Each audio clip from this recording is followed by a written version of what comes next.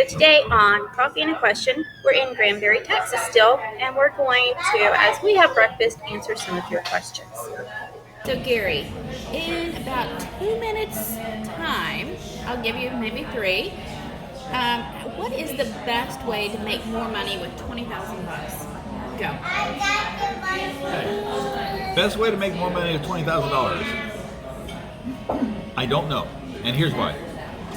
If you need the money by the end of the year, and when we're recording this, you only got a couple months left, it's not like you're going to put money in the stock market. I mean, you could, but that's a great way to lose a whole bunch of money by the end of the year. Because I don't know what the market's going to do between now and the end of the year. You don't know what the market's going to do between now and the end of the year. Nobody knows what the market's going to do between now and the end of the year. So don't play that game.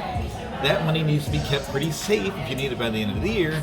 So I'm talking money market mutual funds, money market accounts at a bank, something like that. Savings accounts. It needs to be kept safe because you don't have time for the market, whether it be the bond market, real estate market, stock market, to go down and then come back up in time to use the money. Then there is... I talk with my hands. Then there is a longer term reason. You know, if you're going to use the $20,000 is maybe a bonus you got, and you're going to be saving for retirement that's 28 years from now. Well, in that case, you don't want to use a CD. You don't want to use a money market fund. You don't want to use that. You want to use something that's going to have time to grow. I mean, have the ability to grow. A mixture of stocks and bonds. Usually is the best thing. Maybe it's some real estate in there. You can even talk about commodities, but it's a mix of investments that's going to grow across time. But you got to give it time to grow. And now the question then comes into, and I'm looking at my watch here, and it says I got 20 seconds left. What can you stand? Some people, if you stick them 100% of stocks, and over the next 18 months the stock market goes down by 60%, they're cool with that because they know it's going to come back, no big problem. Most people, though, would not be cool with that. So, are you the kind of person who can live with 50% stocks, 100% stocks, 20% stocks? That's then the next question you got to figure out as far as how to deal with the money. So, for those that want to double their money in a short period of time, the best way is just to fold it in half and stick it in their pocket. Well, there's always a roulette wheel. So red or black. That's a way to double your money. There are adverse potential consequences with that, however. Exactly. So smooth and steady wins the race. Yeah. The next question. It's not the turtle or the rabbit. So the next question is, what is a really bad financial mistake guaranteed to leave you broke? Sticking all your eggs in one basket.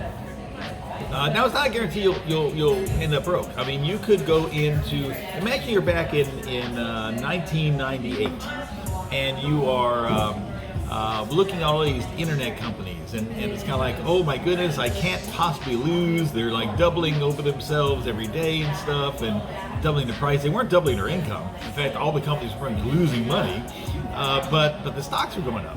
So it's kind of like, I'll get in one of those. And let's say you got into something like an Amazon or something like that.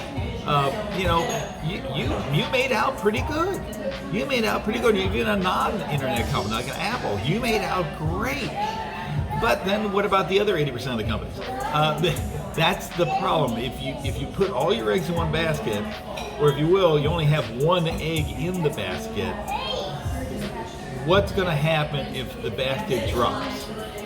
That's the issue. And so concentrating your money into a single investment or just a couple investments, just a sector, is a great way to make a killing, but it's also a great way to get killed. So instead of carrying all of your eggs in one basket, you may want to carry one in your hand, stick some in your pocket, maybe in your hat, and separate them out. So that way, if you do drop the basket, you still can make an omelet. Exactly. So what are some really bad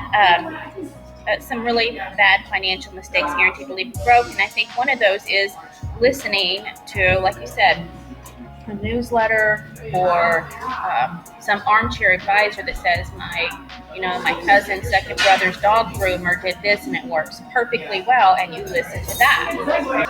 So when we look at checking credentials, one of the places you can do that is at brokercheck.com. And you can type in the name, if you know their IARD number, but name and city usually gets you that. Join me next time as I roll out of bed, grab a cup of coffee, and share and answer your questions. This cup of coffee was brought to you by Personal Money Planning, where we are your financial life advisors. Check us out and hit us up at www.personalmoneyplanning.com. And don't forget to subscribe so you'll always be able to see our Cup of Joe and What I Know sessions.